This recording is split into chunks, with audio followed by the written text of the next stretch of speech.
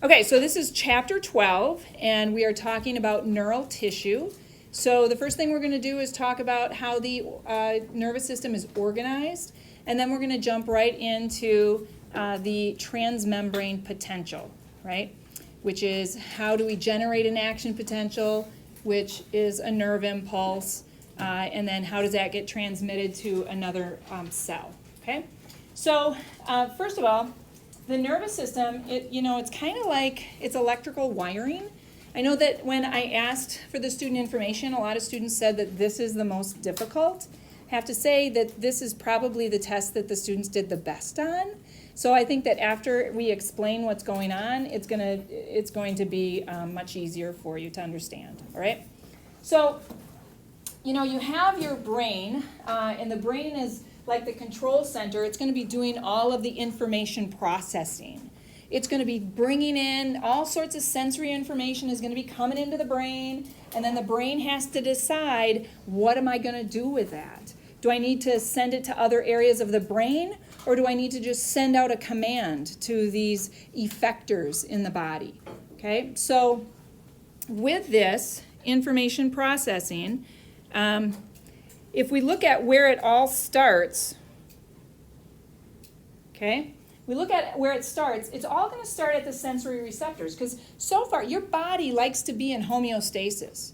So it likes homeostasis, means homeo is home, stasis is stable, a stable home. It likes that. It likes all of these things to be in the correct range, calcium in the correct range, sodium in the correct range, body fluids in the correct amount. All of these things should be in a range. And if it gets out of range, then the body gets out of homeostasis, right? So when something goes, when the body detects a change, and it could be that something is going out of that range, it could be that there's a touch sensation, could be, pain. When any type of stimulus is, when there's a stimulus, when there's a change, these receptors, these sensory receptors, are going to detect it. So that's the first thing that has to happen. We have to have sensory receptors detected. So there's three boxes there. So you have three different types of sensory receptors in your body, okay? I'm not going to write them in here. I'm going to let you guys write them in. We have the special sensory receptors. So where are your special what are your special senses? Seeing, hearing, tasting, smelling, balance, right? Those things are all special senses. Why do we call them special? Why are those special sensory receptors? Because the cells that detect sight are found just in your eye. They're not in your arm or your leg or all over your body. They're just in your eye. Your hearing receptors are in your ear, right? So they're special because they're in very localized places. We also have then visceral sensory receptors. So what's viscera? Organs. Your organs, right? Your organs are viscera. So they have their own sensory receptors. So your stomach is going to feel pain very differently than your skin would, right? Okay, so visceral is your organs. And then the last one is a somatic sensory receptor. So somatic is going to monitor your skin, your skeletal muscles, and your joints. Right? Skin, skeletal muscles, and joints. So those receptors are detecting any type of touch, tickle, vibration, pain. So we have all these sensory receptors, and they've detected something. There's something going on. The visceral receptors, they might detect a chemical. Maybe there's a chemical change. You just ate something, and now it detects that the pH dropped, or the pH went up because you ate a food that's more alkaline. So your pH goes up. So they detect something, right? And so those receptors are going to stimulate a sensory neuron. So these lines right here, these are sensory neurons. And they're carrying that sensory information. The division that we call this, as that sensory information moves up to your brain, we call it the afferent information. Afferent division. It's the afferent division. A for arriving. It's going to arrive at the central nervous system. It's going to arrive at your brain. Okay, so the sensory information travels through sensory neurons to get to the brain. The brain decides, okay, this is what's going on. This is what I'm going to do about it. And now the brain is going to put out a command, right? So it coordinates a motor command, and that motor command is going to go down through the efferent division. Efferent. So only motor commands go down through the efferent division. That's a command going out to something in your body, right? What we call an effector. And this is where we get a little bit of a division, because the efferent division actually has two different subdivisions. One is called the somatic nervous system, and the other one is called the autonomic nervous system.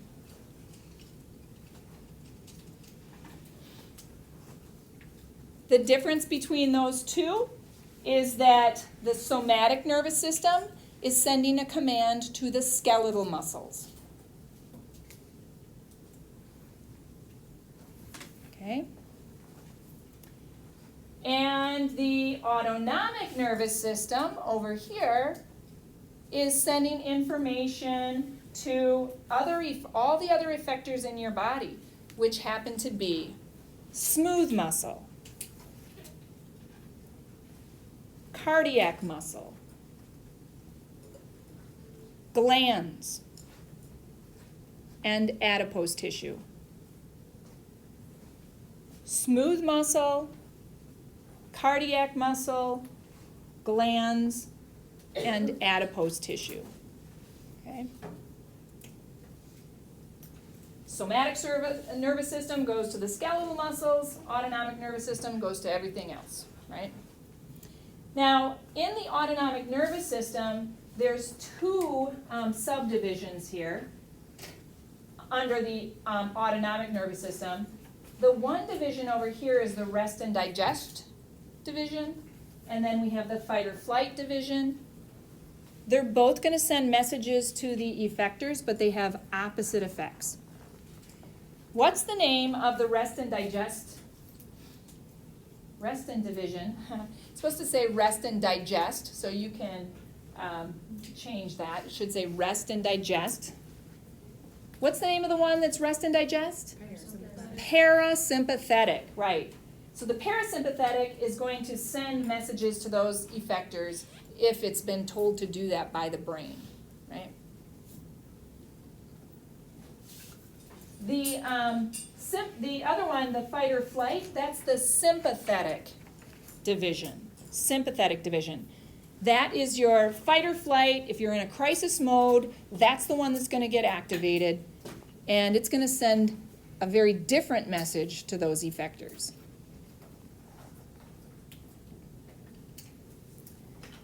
Okay, now the control centers are going to be different. So the control center in the brain is going to be different for the somatic nervous system versus the autonomic nervous system, right?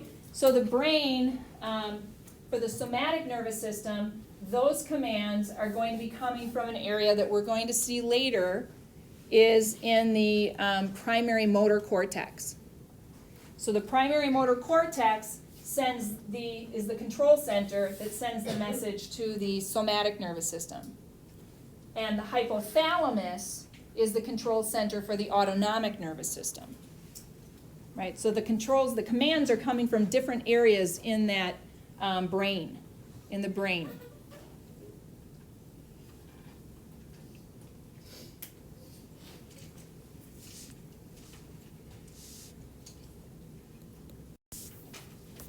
Okay, so this is a neuron, And we have different parts of the neuron, and I'm going to kind of let you guys do the drawing just because I'm not so used to this technology. And then when I go back and I have my lecture, I'll go in and I'll make arrows and put in words and stuff. But right now I don't want to do that. So you guys are just going to write your own things, right?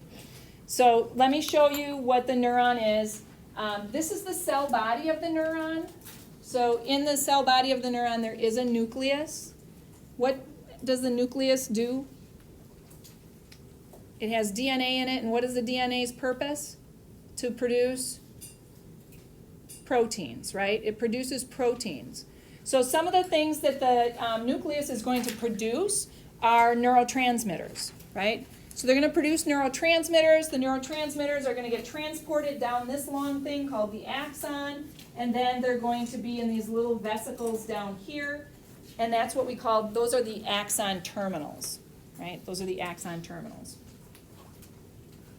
So we've got a cell body with a nucleus producing neurotransmitters that are put in vesicles and transported down, and now all those vesicles are in the axon terminals, right?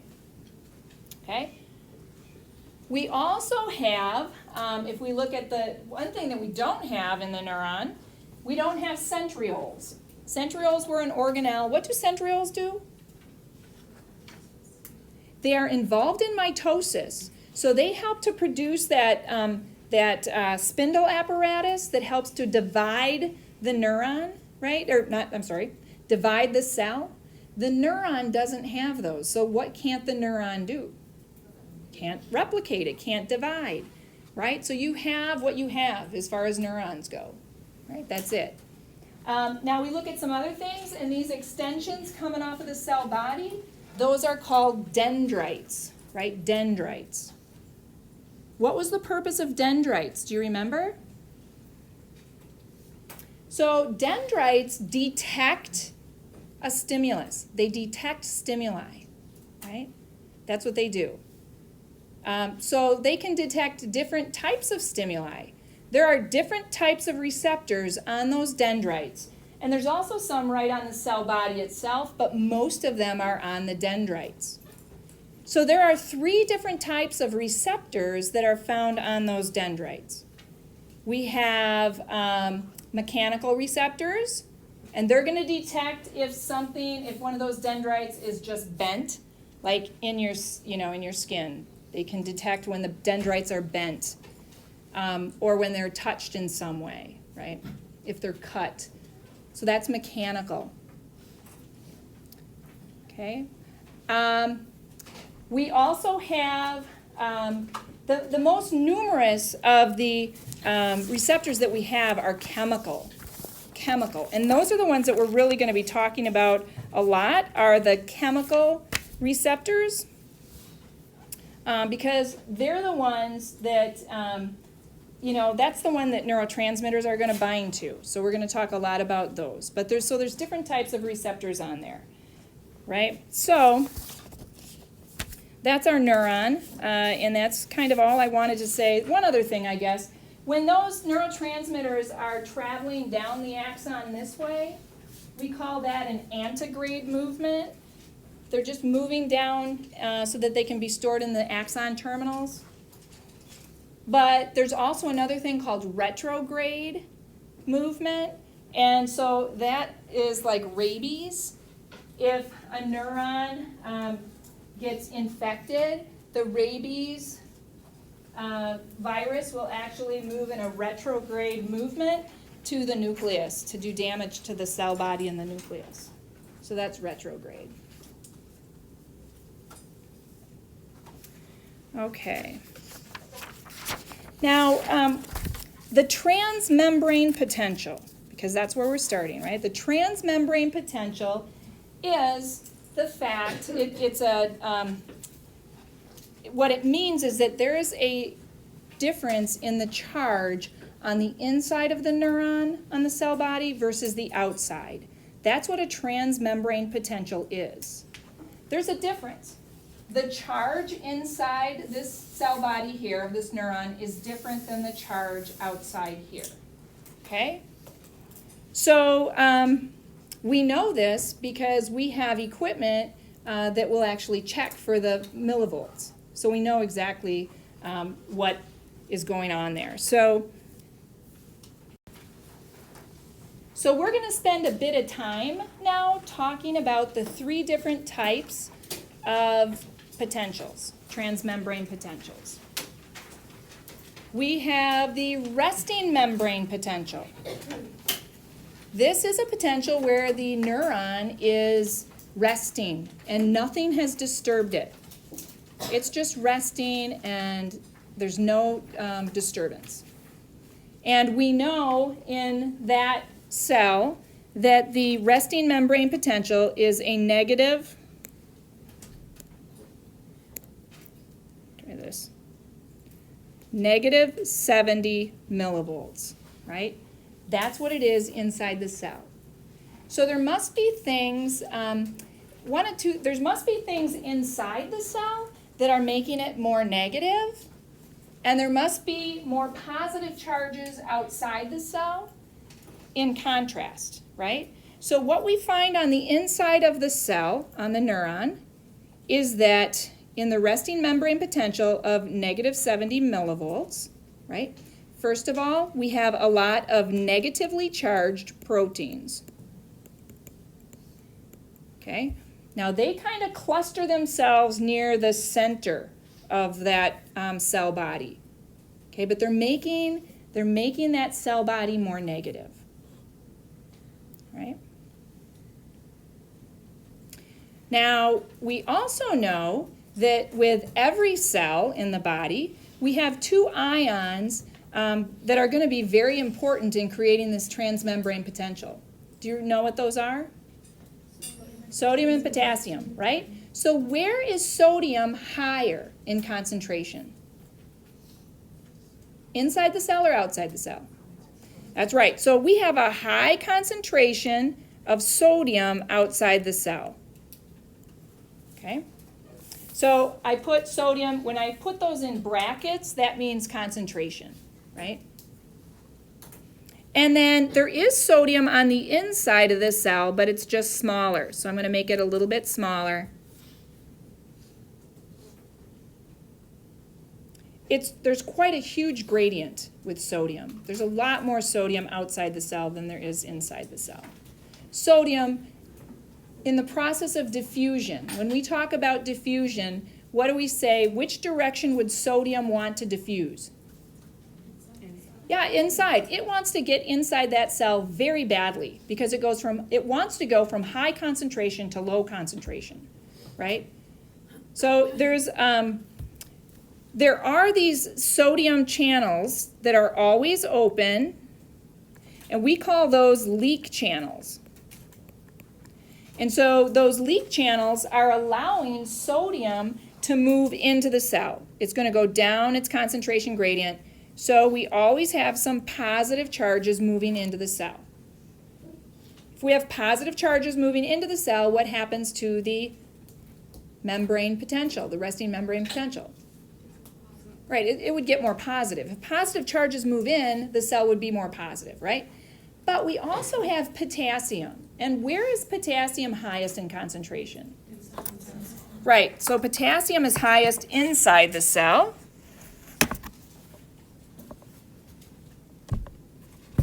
Try to lower this so I can write better on it. All right, so we have a high concentration of potassium inside the cell, and we have a little concentration of potassium outside the cell. So based on our rule of diffusion, which way does potassium want to move? Out.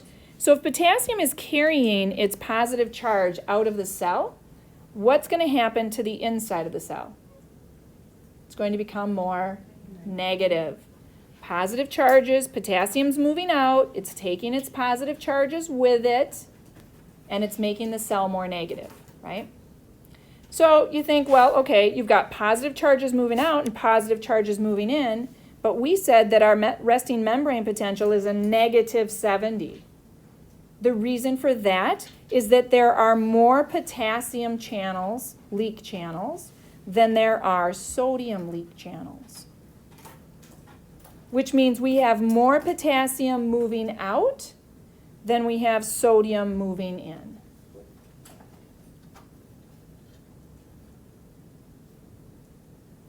Yep. Why did you say there's more leak channels? It just is. There are a set number of leak channels. So we could say that the cell membrane is more permeable to potassium than it is to sodium. It's just the design of the cell membrane. Yep. So we have more potassium moving out, more potassium moving out than sodium moving in, right? So it's those factors then that create that resting membrane potential. It creates that potential of a negative 70 millivolts, right? Now, this happens all the time. It's always going on. The leak channels are always open. So if they're always open, what's going to happen to the inside of the cell? It's going to fill up with sodium, wouldn't you think? Sodium's leaking in all the time, and it's losing its potassium, right? Potassium's leaking out all the time. They are always open, those leak channels. So we have to have something that will correct that, right? We need something that will correct it. And we have what's called the sodium-potassium exchange pump. So there is a big old protein scattered throughout that neuron and throughout those other cells in your body.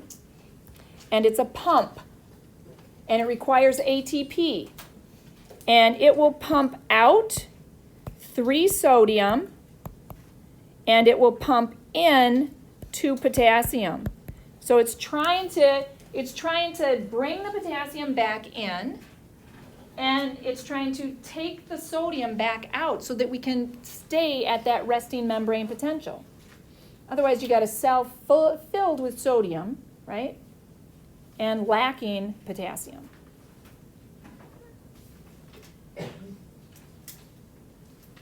Okay. Everybody good now? Everybody so far?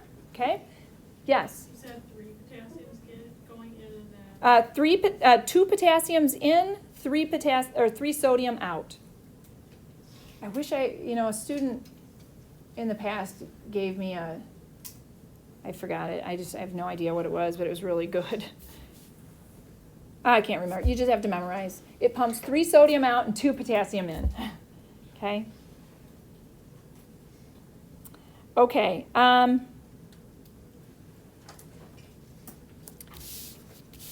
So, one of the things that we know about diffusion, there are several things that can affect the rate of diffusion.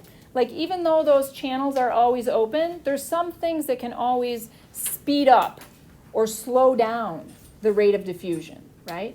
So if we had a bigger concentration gradient between the inside and the outside of the cell, if it was bigger, if there was like no potassium outside the cell and you had, still the regular amount of potassium inside the cell, the rate of diffusion would be faster, okay?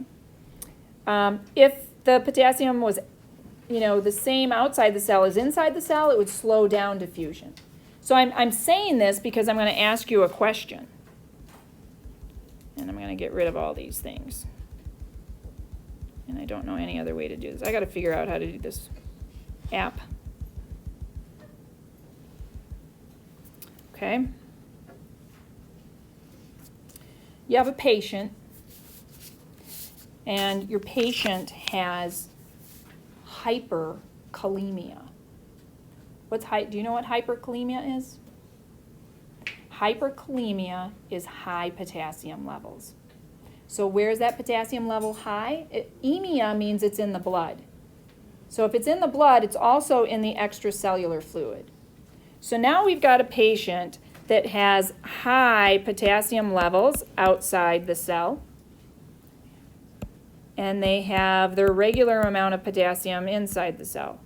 What's that going to do to the rate of diffusion? It's going to slow it down, right? So it's going to slow down the rate of potassium moving out of the cell, right? Do you understand that? Okay, so you have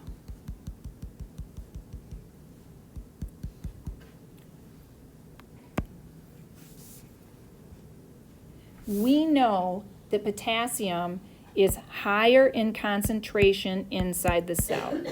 We know that. We know that potassium is a smaller concentration outside the cell.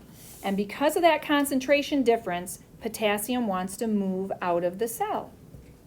If we take away that concentration difference, and we say that the patient has a high level of potassium outside the cell, and I think I know why you guys are confused, because I first said hypokalemia, now I'm saying opposite, it's hyperkalemia. If the patient has too much potassium outside the cell, that's called hyperkalemia, right? Too much potassium in their blood. What's going to happen to that rate of diffusion? Does potassium want to move out of the cell? No, potassium does not want to move out of the cell. So if potassium's not moving out of the cell, and we were supposed to have a negative 70 millivolts, and potassium's not moving out of the cell, what happens to that negative 70? Is it going to become more positive or more negative? It's going to become more positive. We're going to come back to this again when we look at an action potential. I just want you to see this on why this happens. Potassium doesn't want to move out, so potassium stays in. So that means our cell is going to become more positive. It's going to go, more positive means closer to 0. So maybe it goes to negative 69. Maybe it goes to negative 68. Maybe it goes to negative 65, right? But it's getting closer to 0, right? Okay, we're going to talk about an action potential in a little bit. You guys remember what the threshold was in an action potential, right? Negative 60, right? Negative 60. So it's getting closer to that threshold, right? Okay. So that's a resting membrane potential. So it's going to be really important for you guys to understand the factors that create a resting membrane potential. So those will be like these are the straight answers that you need to know. What are they? They're the leak channels. There's more potassium than there are sodium. There's potassium is higher inside the cell. Sodium's higher outside the cell. Sodium wants to move in. Potassium wants to move out. All of those factors, those are all things that you need to know on the test, right? So those will be questions. Those are straightforward. And then there's going to be what's going to happen to the resting membrane potential if the extracellular fluid has an increased amount of potassium, right? What's going to happen to it? Well, it's going to become more positive. Okay, so that's kind of like one of the questions. All right, in the opposite, if we have a lower amount of potassium, that's hypokalemia. Now potassium wants to move out even faster because there's a much bigger concentration gradient than before. What's going to happen to the neuron then? What's going to happen to that resting membrane potential? What is it? It's going to become more negative. So now it's going to go from negative 70 to negative 75, negative 80. It's moving away from threshold. Okay. Right? Okay. So good. So what I want you guys to do right now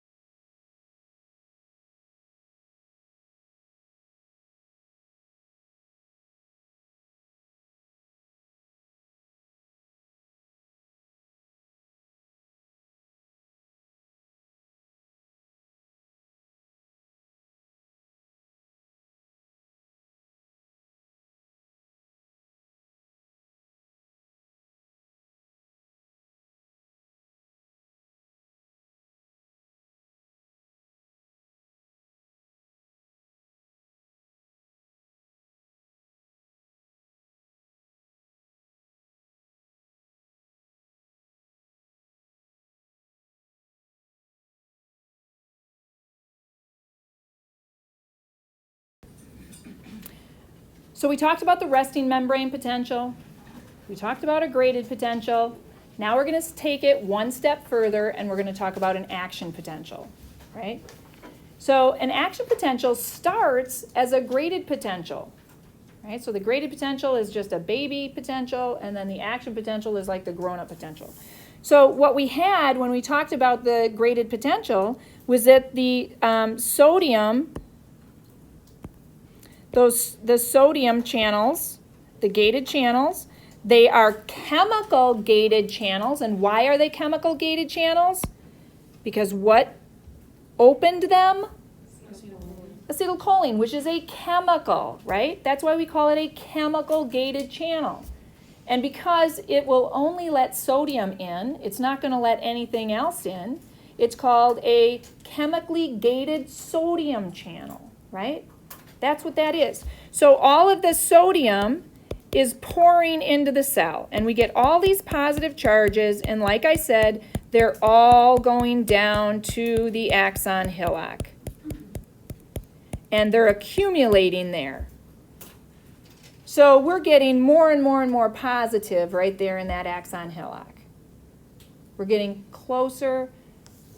We're getting more positive. We're moving away from negative 70 towards 0. Okay?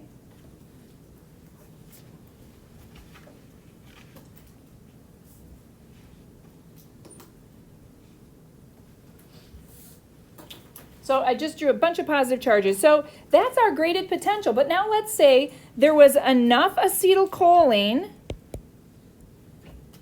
And acetylcholine, by the way, there's all these sodium channels all over the place, right? They're everywhere. So if there's enough acetylcholine binding to these channels, that means there's going to be a lot of sodium moving into the cell. And that's going to make the inside of the cell more positive. The current carries those positive charges down to the axon hillock. And now, to start an action potential, the voltage in the axon hillock is going to get to threshold, which is negative 60 millivolts. Negative 60 millivolts. That's the charge in that axon hillock, right?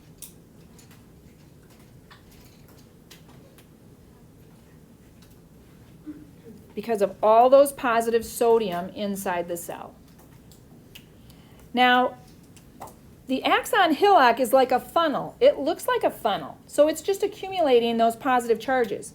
But on the initial segment, on the entire axon, but the very first part of the axon is called the initial segment, we have these other types of gates, of gated channels. We have other gated channels. Instead of chemical gated channels, we now have what's called voltage gated channels. So all over the initial segment and all the way down the rest of the axon, we have voltage gated channels. So voltage gated channels are sensitive to voltage changes. That's what they're sensitive to, voltage. We're talking about voltage here. We said that to start an action potential, the charge inside the axon has to go from negative 70 to what? What's threshold? Negative 60. Negative 60 is a voltage. That's going to stimulate sodium voltage-gated channels to open. Okay? So we have, they're different. I'll do them in a different color down here because they're voltage-gated channels. They're not chemical-gated channels. They're not sensitive to chemicals. They're sensitive to voltage, right? So, one of the questions I might ask you in an exam is, where are the chemical-gated channels found? Well, they're not on the axon. They're on the cell body or the dendrites. Where are the voltage-gated channels found? On the axon, right? So I'm going to ask you those questions, okay? All right. So now these gated channels are sodium gated channels. So they are voltage gated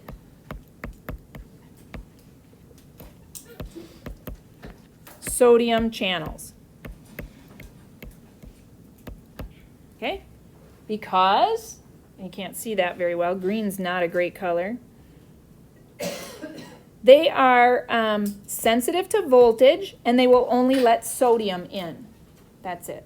That's why we call them voltage-gated sodium channels. Okay? So they are going to open as soon as that hits threshold, which is -60. Now, there's a massive amount of those channels on the axon. So not only does sodium come into the cell, but sodium is going to flood the cell. I mean, flood it. Flood it, flood it, flood it. Sodium comes into that cell. We were at -60.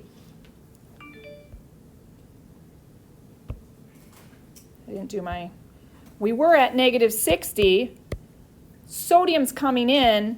The cell's going to rapidly go to -40, -30, -20, -10, 0, +10, +20, +30, right? That's what's going to happen to that axon. In that little tiny segment,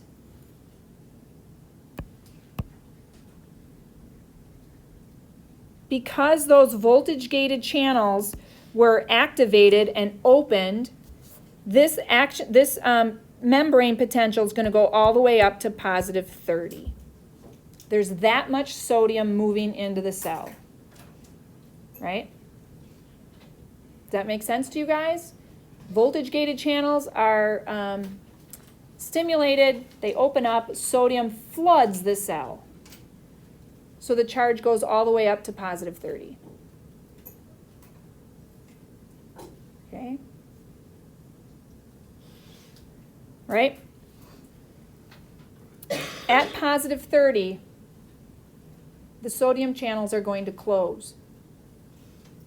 Okay? The sodium channels close. So sodium no longer can come into the cell. So if positive charges aren't coming into the cell, that means the charge isn't going to go any higher than +30. Right?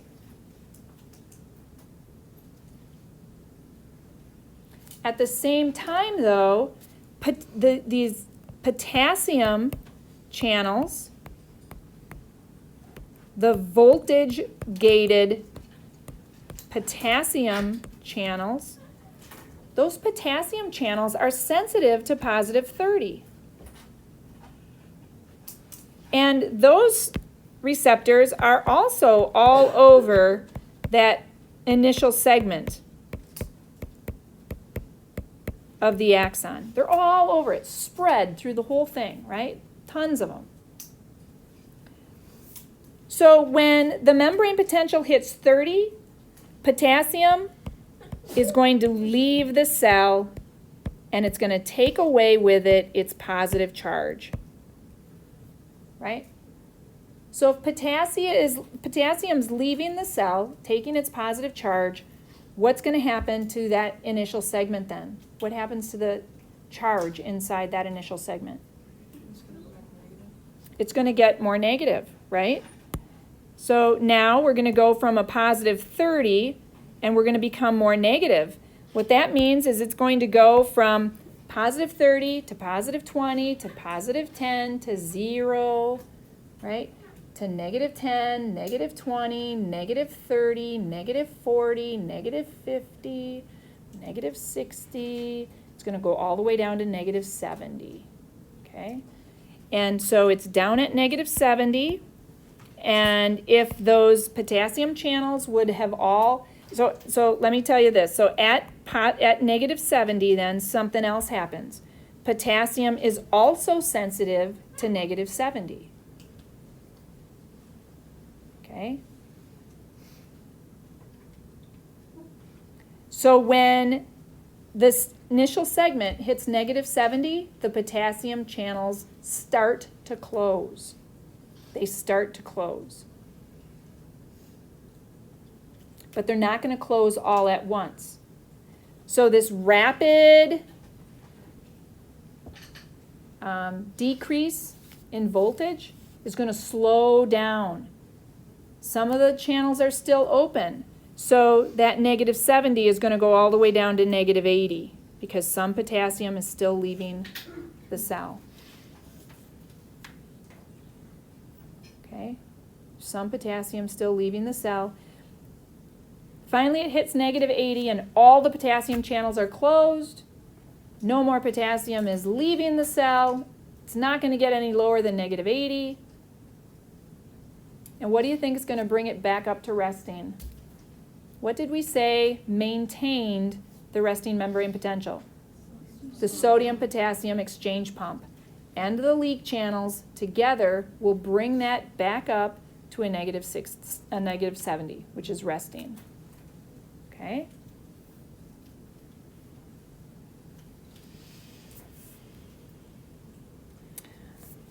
Let's look at it.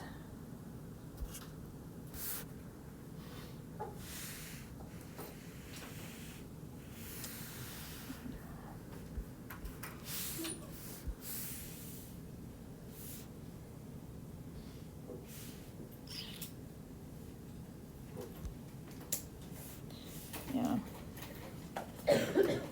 All right. Now the sodium channels are a little more complicated than the potassium channels, right? So when we look at the difference between the two, the potassium channel has one gate on it.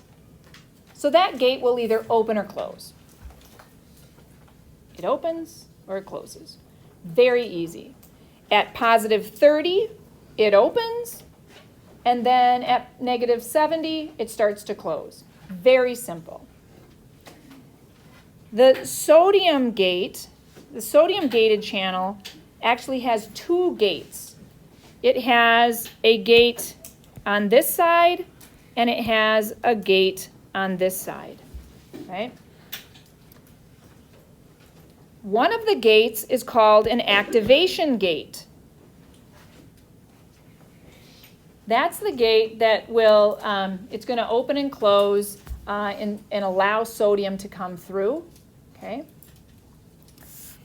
The inactivation gate also has to be open to allow sodium to come in. All right?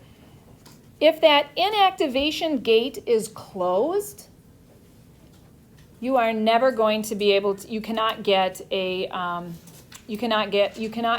action potential to occur.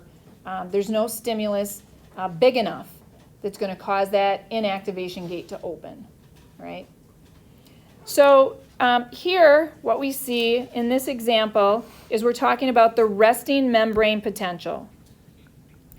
So at rest, these voltage-gated channels should be closed because at rest, all we're really talking about was the leak channels, right? The leak channels in the cell body. We're not talking about these voltage-gated channels really at all in the axon. So at rest, both of those channels are going to be closed. Potassium's closed and sodium's closed. Nothing has really affected it yet, right? But the sodium channel, if we look at it, at rest, the inactivation channel is open and the activation gate is closed, okay? What that tells us is that if there's a stimulus, if you reach threshold, that activation gate can open. So when the inactivation gate is open, that means there's a potential there to get an action potential, right? Inactivation gate is open, the activation gate is closed, but if the voltage gets to negative 70 or negative 60, that activation gate will open. And the reason we have to talk about this is because this is going to help us understand the refractory periods, all right? That's why we're talking about this. So this has nothing to do with the generation of the action potential. When you're talking about the generation of the action potential, I just want you to talk about sodium gates opening up, sodium gates closing, potassium gates opening up, potassium gates closing. I just want you to talk through it, think through it in those general terms. But when we're talking about refractory periods, And a refractory period is when can you have another action potential, okay? We want to talk about the sodium gates, right? So so this is at rest. Now we look at a graded potential. So now what happened here is that we had a chemical, like acetylcholine, bind to that sodium channel, the voltage-gated sodium channel, and it opened the activation gate. Well, now both gates are open. Sodium can now come in. And we saw that sodium comes in, and we depolarize because positive charges are coming in. We depolarize, right? So that's what happens in the graded potential with depolarization, right? At repolarization, that activation channel will close, the potassium channels will open, all right? But let's go to the next, let's look at an action potential then. See what happens here. In an action potential at positive 30, we said two things happen. We said the sodium channel closes and the potassium channel opens. Here we see the inactivation gate closing, and we see the potassium gate opening, right? Sodium can't come in anymore, but potassium can go out. That's what causes repolarization. Repolarization. And we're going to continue to repolarize until we get to negative 70. And at negative 70, the sodium channels are going to regain their normal resting membrane potential status, which means the activation gate is closed, but the inactivation gate is open, right? At negative 70. So if there's a stimulus, if there's a big enough voltage change, that activation gate can open. Okay? All right? The potassium, at negative 70, the potassium channels start to close. Potassium channels start to close, not all at the same time. So we end up getting hyperpolarization because some potassiums, whoops, wrong.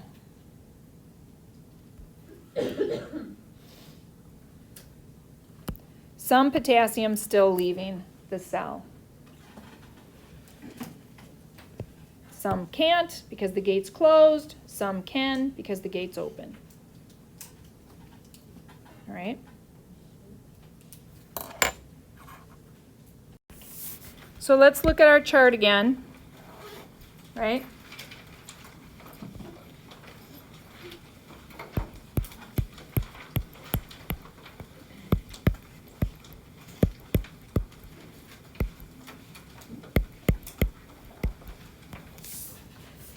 So those are the three numbers that we're looking at.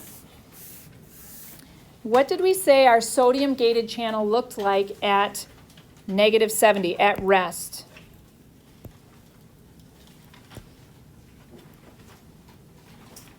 Inactivation channels open, activation channels closed, right? Okay, right? That's what we said. And then we said at negative 60, what does it look like when we hit threshold? Inactivation channels open, activation channels open. And sodium rushes into the cell, and we get depolarization.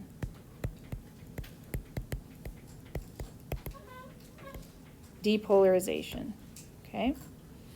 Then we hit positive 30, and we said that the sodium gated channel is going to close, right? What did we say? Which gate closes? the inactivation gate closes, right? So the inactivation gate closes, and there's nothing that's going to open that inactivation gate. Nothing, okay? And then we said that then because that inactivation gate is closed and sodium can't come in, and we get potassium gates opening up, we end up getting repolarization, right? Potassium leaves the cell, and we get more negative again. And then we hit negative 70, and what happens at negative 70? The sodium channels regain their resting membrane potential status. So what does it look like? So the inactivation channel will open, but the activation channel closes, right? And that's how it's going to stay. You're going to get hyperpolarization coming down and going back up, but that's because of potassium. Nothing's happening then with that sodium, right? So when we talk about refractory period, a refractory period means there's two different types of refractory period. One is absolute, and that is when another action potential cannot occur at that segment of the axon, no matter how big a stimulus is. That's absolute refractory period. You cannot get another action potential to occur. Relative refractory period means if you get a big enough stimulus, you'll get another action potential. So let's look at this and let's say, okay, when in this scenario will we not be able to have another action potential occur on that membrane? Right here, both of the gates are open. We're already depolarizing. Do you think you're going to get another action potential? No, you're already action potentialing, right? You're already depolarizing. So you're not going to be able to do there. Are you going to be able to do it here where the inactivation gate is closed? No. You're not going to be able to do it again until you get back down here to this negative 70, right? So from here to here, that is the absolute refractory period. Right? You can't get another stimulus to occur. You can't get another stimulus to open to cause another action potential. Right? Let's look at from here to hyperpolarizing and back up. Right? Can you get, now we see at negative 70, we see the inactivation channel's open and the activation channel is closed. Could you get another action potential at that point? Yeah. Yes. This is just what it looks like at resting membrane potential. So if the cell is sitting at negative 70, yes, you can get another action potential. What if a chemical brought the inside of the cell down to here? So now instead of resting, you're now down here in about negative 80. But your gates still look like that. Could you get another one? An action potential? Sure, it would take more of a stimulus because now instead of 10 millivolts away, you're now 20 millivolts away, right? But sure, you could. Even if it's all the way down here, the gate still looks like that. Could you get another action potential? Sure. But now you're going from, if we're down to negative 90, now you're 30 millivolts away, right? So it's going to cause, you're going to have a much bigger stimulus. Does that make sense? All right, I want you guys to go home and study this. Okay, so when we're looking at this graph then, we have to use some terminology, right? So this is our graded potential right here where we move up to maybe negative 61 and back down again. That's a graded potential. But anytime you are going more positive, we call that depolarization. So depolarization is going more positive. It's going this direction, right? And anytime we are going more negative, that is called repolarization. So repolarization is going this direction, right? That's repolarization.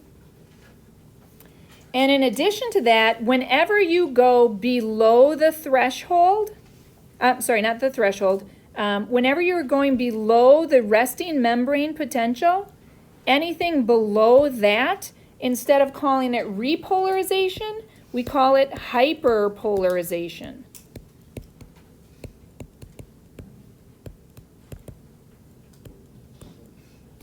Hyperpolarization, right? So when we look at the action potential then, when we look at the graded potential, we have depolarization and then repolarization, right? It goes more positive and then more negative. Depolarization, repolarization. Yes? So then the repolarization, would that end at the resting membrane potential? It does. Okay. Repolarization ends at the resting membrane potential. Anything below that is called hyperpolarization. All right? Now, when we hit threshold in an action potential and we get depolarization going up to positive 30, it's very fast. So we call that portion rapid depolarization because it's happening so fast. Right? It's just going very, very fast.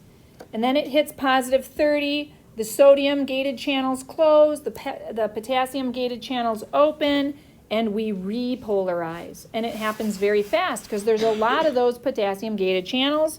So we call that, well, you can call it rapid repolarization. Most of the time we just call it repolarization.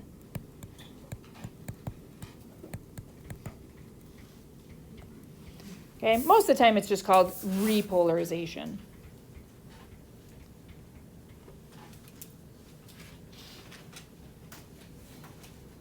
Okay, what else do I want to tell you here before I move on and complicate this? Do you want to explain to each other how this happens?